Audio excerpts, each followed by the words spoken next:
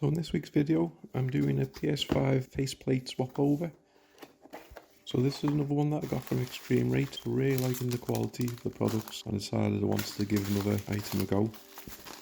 So it comes nicely boxed, lots of protection, loads of bubble wrap around it so it's unlikely to get any damage in transit. I went for the Wild Attack look it's called. eXtremeRate were nice enough to give me a 10% discount for all my subs. Check out the description for the discount code to use.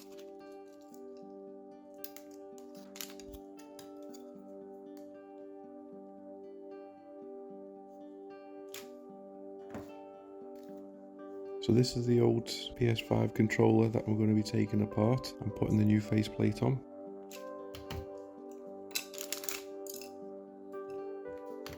So first off, we just need to peel off this black front cover. It clips off at the bottom and then peels off, no screws in that.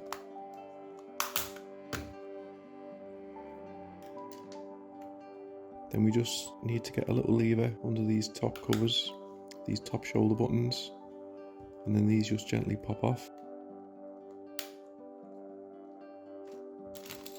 And it comes with a nice screwdriver set, so all the screwdrivers that you're going to need are in here with a lipper, and there's also spare screws if you lose any or want to replace them. So first off, there's 4 screws, 2 behind the shoulder buttons,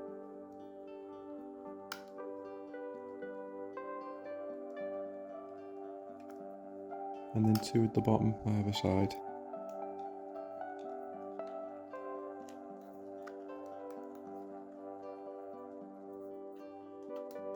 Then just use the lipper to gently prise it apart.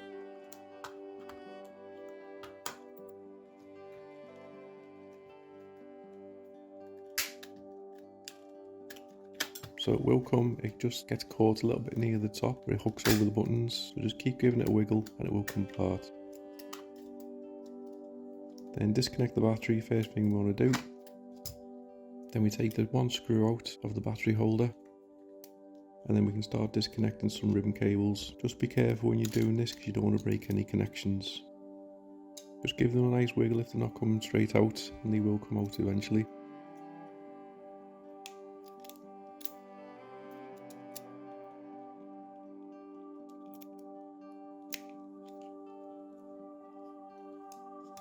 Then the board gently lifts out and we can flip it over. Just make sure you don't lose the speaker in the front of it.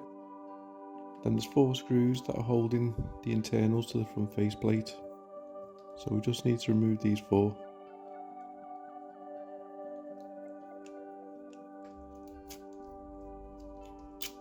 And then it easily lifts out.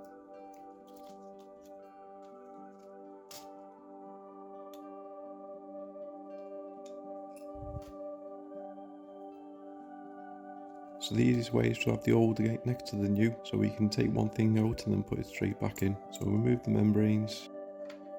As you're removing the buttons, I'd say give them all a quick clean. Everything can be cleaned when you take it out, it just makes it easier. So just pull all the buttons out, and then we just need to remove this rubber membrane. It sort of helps to keep them in place.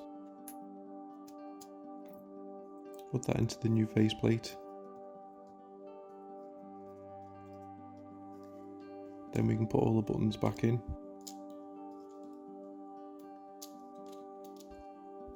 Then same again with the D-pad, take it out, give it a clean. Pop it straight back into the new one.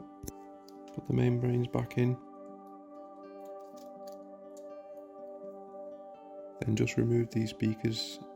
Again, just be really careful because it's easy to break these ribbon connectors. And then once it's out, put it straight back into the new one so we don't lose it. And remember how it goes back in.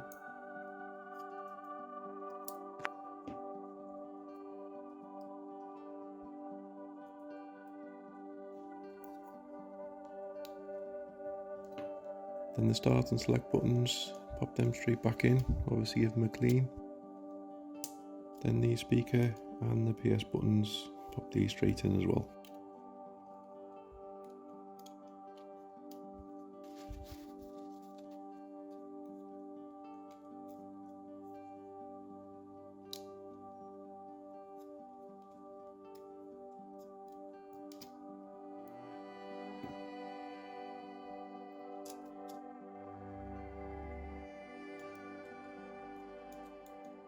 Then we just need to remove the touchpad.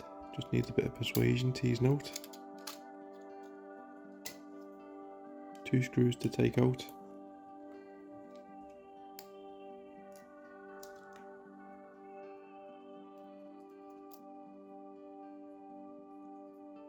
And then this board's stuck down with very strong tape, so you just need to get the lipper underneath and gently prise it up. Just be really slow, you don't want to be bending it and breaking it, just take your time. I just got a stronger lipper and then just moved it back and forward, edging in ever closer.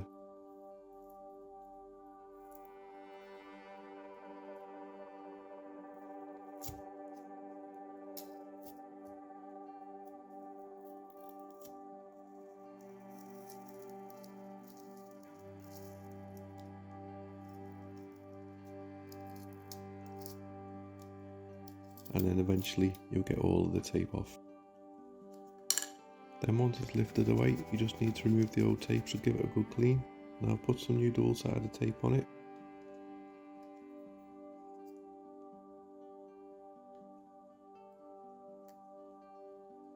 And I'll just click it back into place. There's 2 little dots either side which make it line up, so it's dead easy to put back in. Then put the back cover back on, thread the ribbon cable through, and then 2 screws back in.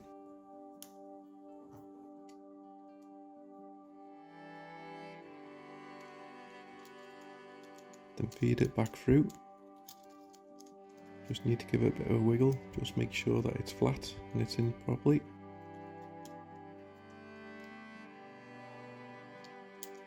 Then we put the main housing back in, so this literally just clips back in, and then we put the 4 screws back into place.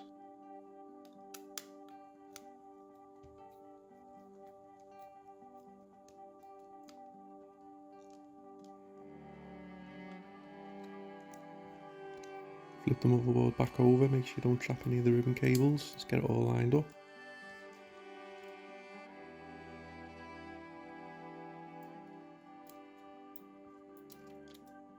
And then just carefully go around, reconnecting all the ribbon cables. Obviously you don't want to forget any.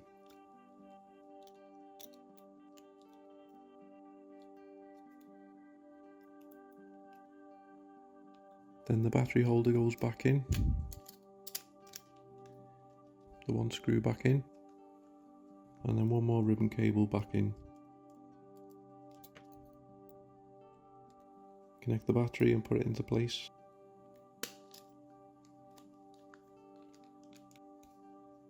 And then just give the back cover a nice good clean. Before you put it back on, you don't need grimy edges. Clip it on near the top, and then it just clips around the edges, and it'll all go into place as long as everything's been put back together right.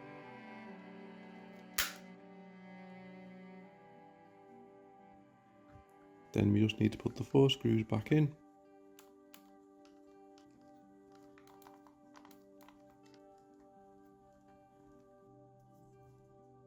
Clip the front black fascia back into place. It just slides in and then clips around the edges towards the bottom.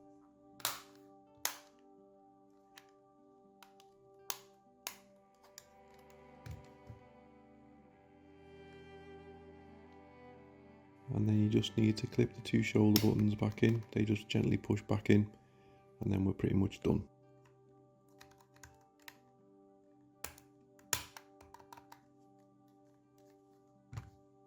And there it is, done. All nice and complete. Easy job. Nice wild attack look. Really good quality, really nice glossy finish on it. Feels really good. Makes the boring white controller look completely different now. Another item I highly recommend. The link for the items in the description, as well as a 10% discount code which can be used across the full eXtremeRate website.